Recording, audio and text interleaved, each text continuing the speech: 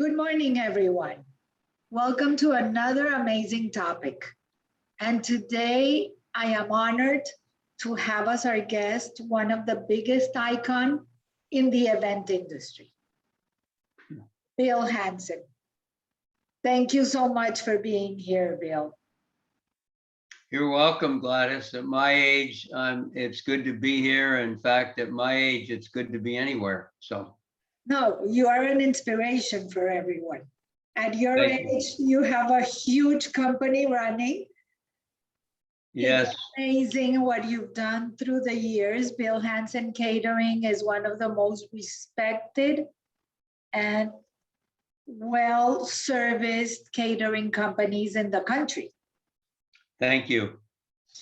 So, Bill, I have a few questions.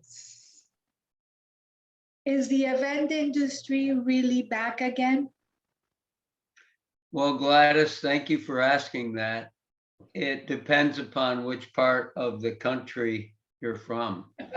Down here in South Florida, we are back. We are back in the wedding business. The wedding business has been through the roof.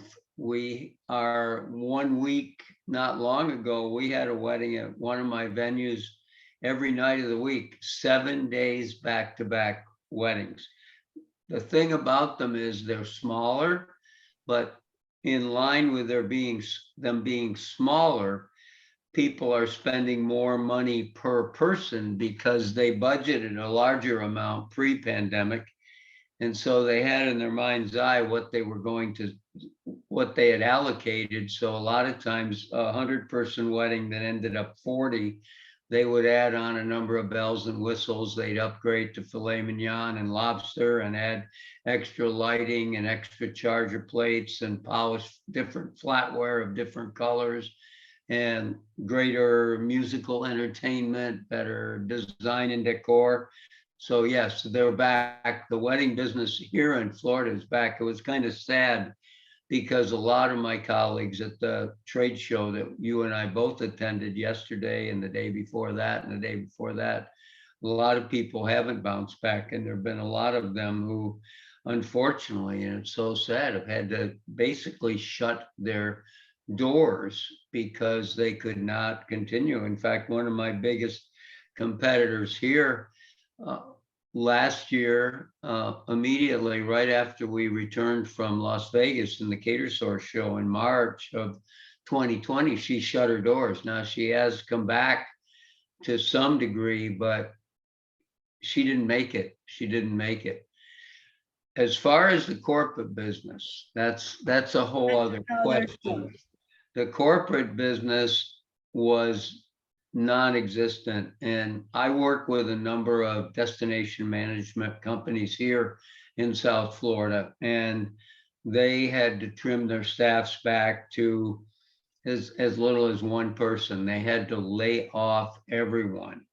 Yesterday at the leadership luncheon that I was one of the hosts for, someone from Hello Florida was there. He was out of Orlando, and I asked him how things were looking in the DMC business for him. And he said, well, we're starting to add staff. We're starting to build up. And that's a good sign. Even yesterday, was it yesterday? Day before yesterday, we had a corporate event at Miami International Airport. And so the corporate business, I think, will be at least half of what it was by the fourth quarter of this year, particularly because we're here in South Florida where there's, this is our slower season. But when people start coming back in October, November, and December, I think we'll be back up and running and doing not as well as we were in 2020, because don't forget, in 2020, at the beginning of 2020, we had the Super Bowl here, which was a godsend. Yeah. So, yep. But Bill, how were you able to maintain your company? What did you do? I know that through the summers, you keep on paying your staff when it's down, when the season is down. But what happened during the pandemic that you're now ready to go? Well, we adopted this policy first, Gladys, and it goes like, it's 3 words: cash is king. So we did everything within our power to preserve every nickel that we could. First of all, I did keep my executive leadership team on, but we all worked with reduced pay. I actually did not pay myself for quite a while. But by the end of 2020, we were able to make good, and I was able to pay my whole leadership team everything that I owed them, their agreed upon salaries, but I just postponed the cash, but they got their money at the end of the year, before the end of the year. And because I had promised, because your employees are your internal customers. So I need those people so that I can sit and talk with you today in my home office while they're down there cooking and booking and delivering. So I definitely took care of them. I did not waste my PPP money. I only used my PPP money for those allocated expenses, meaning covering the payroll of the executive leadership team and the limited amount of variable labor that we needed to bring in to handle the drop-offs and the deliveries that we started to do. That we did. But I didn't waste any of it. I've known other caterers who, instead of letting their people collect unemployment, they just used all their PPP money to pay everybody, which was foolish. Hang on to it. You can use the PPP money to pay for payroll, pay for rent, and pay for essential utilities, FPL, water, et cetera, et cetera. So that's how we used both PPP allotments that we received. We pivoted. I hate that word because everybody says pivot. We pivot this, we pivot that, but we pivoted into doing meal deliveries, which I hate doing. I'm a big fan of the 80-20 rule. And to me, in other words, you get 80% of your profits from 20% of your business, and 20% of your profits from 80% of your business. And I got to tell you, deliveries they're a pain. You're running all over town with one order for 30, 40 bucks, where I'd rather do one event for 30, 40, 50,000. Still got to go there. You still need to do it. So we did do those just to keep things going, just to create a little bit of work for people. The other way we survived was with advanced deposits for events coming in the future. We always planned during the slow summer season to have advanced deposits to fuel our cash flow, so that even though we're not profitable in the months of June, July, August, and September, we still have cash flow coming in. And so that helped us immeasurably. I also was able to take advantage of some acquisition opportunities. There was a catering company in Fort Lauderdale where the owners were moving back to England. The pandemic, quite frankly, knocked them out. They had just moved into a new commissary with higher rent, and it was just at the time that the pandemic hit. So we were able to work a deal with them where it's a company called Eaton Catering. So we actually represent their brand. The couple, Allison and Dirk, they're over in England. They continue to do the bookings, and then we continue to do the work for them, the food production and delivery and all of that. The biggest challenge we've had is staffing, and it's nothing new. And we have for years have recruited a lot from FIU, where I teach. We've recruited students, many of them who now are full-time employees of mine, team members of mine. And the whole temporary labor market dried up. We had an on-call list of, I believe we had almost 300 people on our on-call list. These were people we call in as servers or bartenders or bussers. And out of those 300, we ended up with about 30 that were actually willing to work because, of course, as everyone knows, people were making more to sit home on their butt than come into work. And now that the added unemployment has ended here in Florida, I think we're going to see. I had one of my utility ladies who's actually from Cuba. She actually, as soon as her unemployment was cut off, she was back and she's back working again. But Bill, the other part was that before the unemployment, all the people in our industry had to look for some other type of job before Yes. benefits. So Mm. maybe those people are happy with their other jobs and they don't want to come back to do Well, what they wanted to do. I'm so glad you asked that, Gladys, because I did a panel discussion with Sumir from InstaWork and the greatest and best caterer in Orlando, Warren Deedle. And I actually did a little bit of research before we did our panel on Tuesday at the Cater Source show. And FAU did a study. They surveyed 4,000 people. And it came out that 30% of the people in the hospitality business have left the hospitality field and secured other jobs. Yeah. So 30%. 30%. There's 10% that came back. That's 40. So the other 60% are just waiting. Exactly. They're waiting. And what we've had to do, I started to say this, but we've always, for servers and bartenders, we've always been able to recruit our own from FIU, train them our way. And we very, very, very seldom had to use a staffing agency for the extra people. Like occasionally, like during Super Bowl, or if we had a mega event for 1,000 people, we didn't need to bring in extra staff.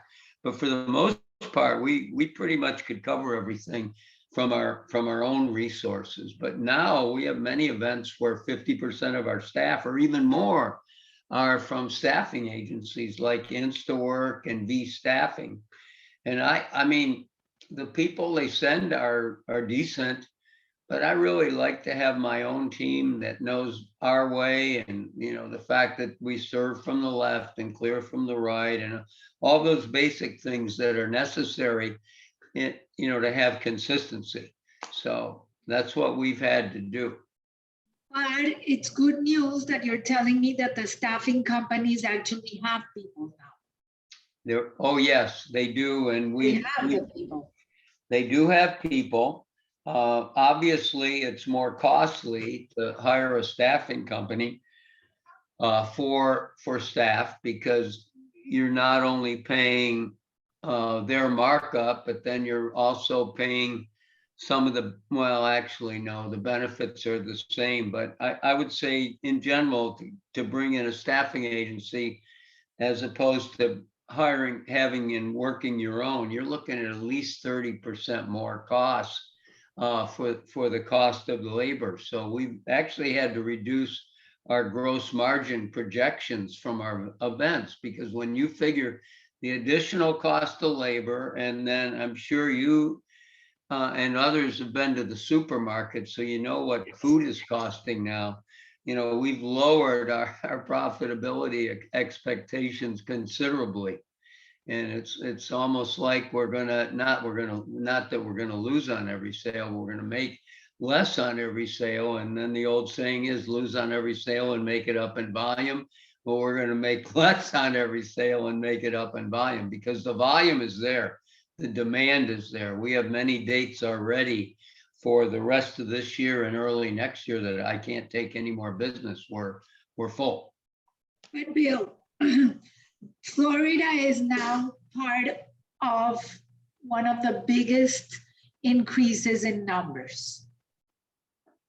And during this conference for the industry, there was a very, how can I say it, a call for vaccines.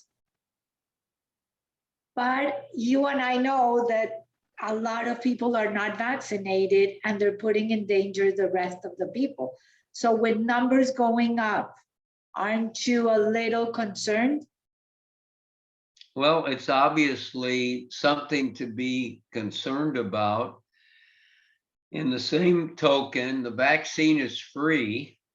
Yes. And I know you've been vaccinated. I know my wife has been vaccinated and I've been vaccinated. My wife actually is dealing with cancer right now. And so the only protection I have is the vaccination. And I look at it this way, I'm 75 years old, so when it's my time to go, it's my time to go. But I'm not going to let it slow me down. I'm like Zig Ziglar. I'm not retired. I'm refired. So I love saying that. So yeah, I am concerned, and quite frankly, I can't tell other people what to do. It's not my job, but I can't understand why there's so much misinformation out there regarding the vaccine that it's hard for me to understand why people won't get it. But that's just my thought. No, I know we cannot make it, but there's some states that are putting it as a requirement. Are you requiring your employees to get vaccinated? No, we are not. It's definitely optional. And I was surprised to learn a couple of my people that are key have not been vaccinated. But we don't require it, and I don't understand the laws on it, but I don't think we can legally require people to get vaccinated. We highly encourage it. And what's really cool is my chief operating officer, Bob Strom, has a big whiteboard in his office. And he recognizes each person that has been vaccinated with their name up in lights, so to speak, that yes, he or she got the vaccine. So, but I don't really, you know me well enough, Gladys, that I put my faith in the Lord, and I just do everything I can to be safe. But in the same token, I'm not going to run around with my tail between my legs. Oh, I'm afraid of this, I'm afraid of that. That's not me. So. No, I get it, but we're doing events. We deal with a lot of people. So it's the safety not only of us, but the guests that come in. Yes, it is. Yes, it is. So Bill, my next question. How do we come back in a safe way? How do we help those that didn't survive this pandemic? It's been like, I don't think that the people out there realize the amount of damage that 2020 and 2021 has been for the event industry. Yes, it is. It has been absolutely devastating. And I think my first answer to your question is that we need to pray for them. Pray for them. They went through a lot. Many of these companies have received great amounts of government funding. There's one caterer that I know up in the Northeast who basically had to shut his doors. He actually received $10 million in government funding. 10 million, yep, between the PPP and the EIDL and the Recovery Act. And now there is also the payroll protection plan, where you can actually get payroll tax credit for payroll taxes that you paid for people during the pandemic. So there are government programs out there. I've been blessed because I have a very smart Cornell and Wharton educated guy that works for me who knows that. So we have applied for every bit of money we can. And to just make that known to others is a first step. The problem with that, Gladys, I think it's too late, because I've talked to people too that have asked for money and they didn't get the first mover advantage. So But it is what it is. So one of the things that we can do is we can send business to these companies that are on the edge, business that those of us that have been blessed and are successful, we can send them business. We can help them. We can even, what I did with this one company is actually merge with them. And we kept their name alive, kept them working, and we're able to continue to do it. I'm also working on some other deals with some other firms that are struggling right now. So, but other than that, I mean, I know there are charities available and funds available, and I know they have the Search Foundation in our profession. And all we can do is, do what we can to help them out. I don't really have an answer. no, you did, because you are one in a million when you decide to team together with your competition and help them out. And not everybody, that says a lot about you.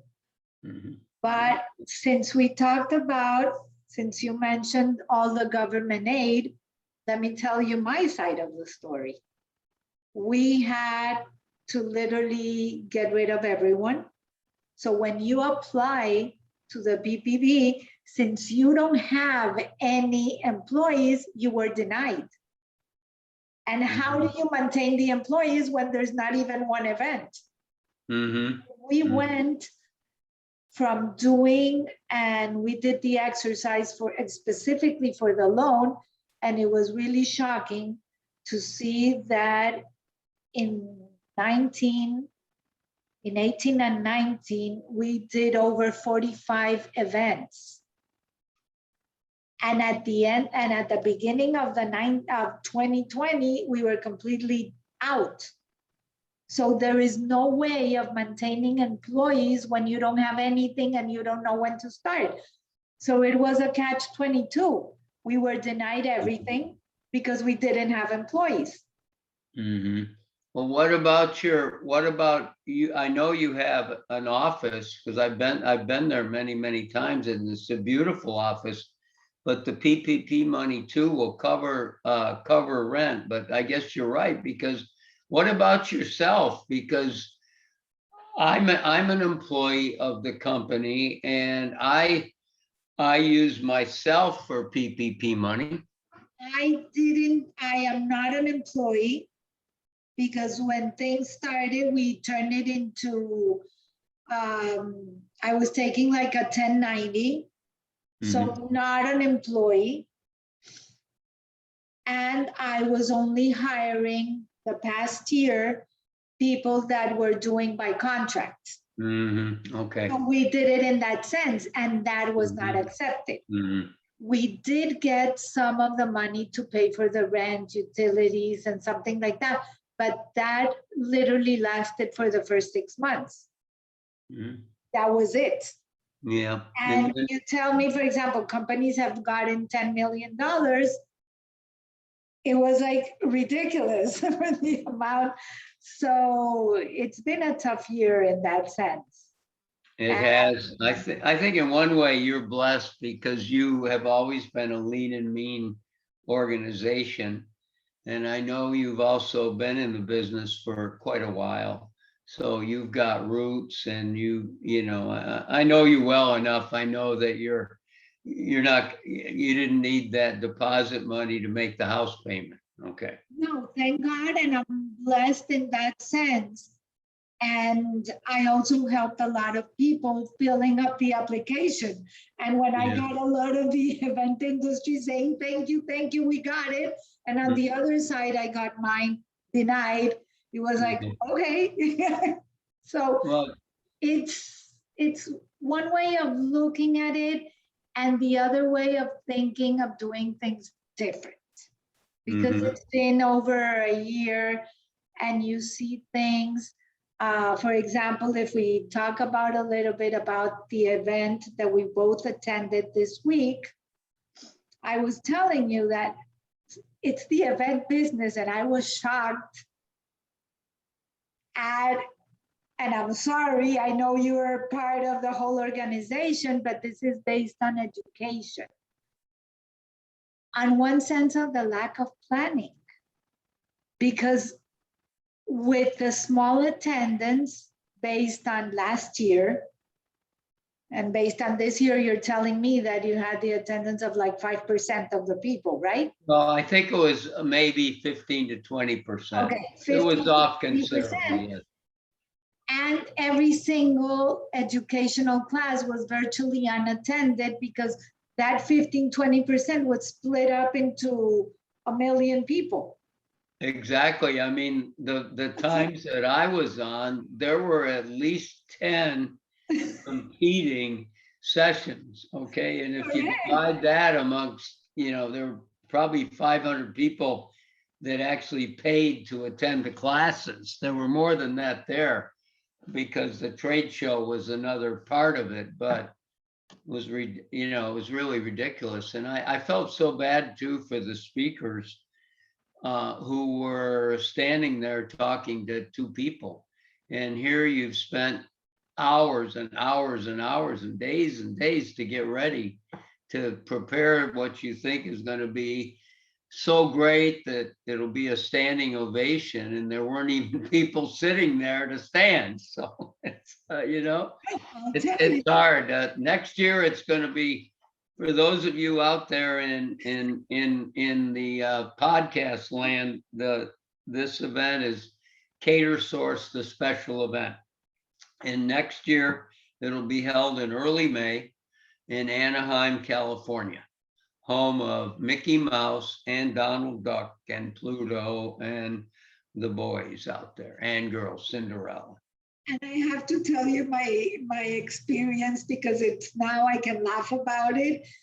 But when my class was accepted, disruptive marketing, I think they saw, I don't know what they saw, but when I looked at the room number and I saw that I was in the ballroom, I freaked out. Yeah. And I go, oh my God, they have all these expectations on me. Yeah. And I literally freaked out. And no. Yeah, we were in that ballroom too. The last we were the last day. We were 4:00 yesterday, and I actually had some of my employees who kind of came out of duty, I guess, just to be there and watch me screw up. But I don't think we had, but I'm trying to think, maybe 20 people. And that room probably would have seated 300. And it's really funny because years ago when I started doing Cater Source out in, first time I went was 10 years ago in Las Vegas. I went with you and I presented in Las Vegas. Exactly. And we had the Bill and Bill show. There was another Bill, and we did the two Bills did 7 sessions. In one session, we had over 1,000 people there. I was as nervous as a long-tailed cat in a room full of rocking chairs. Okay. I mean, I saw those people out there. Fortunately, we were ready, but it's changed a lot. So I don't know. Hopefully next year it'll be better. We'll see. Gladys, don't be discouraged. You can come back next year, But before we go, because we're at end of time, I really have to thank you for the nice message that you sent me for my book. Oh, yes. Here's the book, ladies. Are we on video? We're on video, more wow and less oops. Yes, it's out. More wow and less oops. So I love it. Love it. And I'm honored to be on the back cover of it. It says, I've known Gladys for over a decade. You wrote this very well, Gladys. Thank you. I like the way you did this. I've known Gladys for over a decade, and I can confidently say that event expertise is at the top of her pyramid. When Gladys speaks, people listen. Her new book is a must-read for anyone in events or for anyone wishing to start a career in events. Gladys's credentials speak for themselves. And I just have a little anecdote. A few years ago, it's probably been 15 years ago, we started a group called Focus Miami.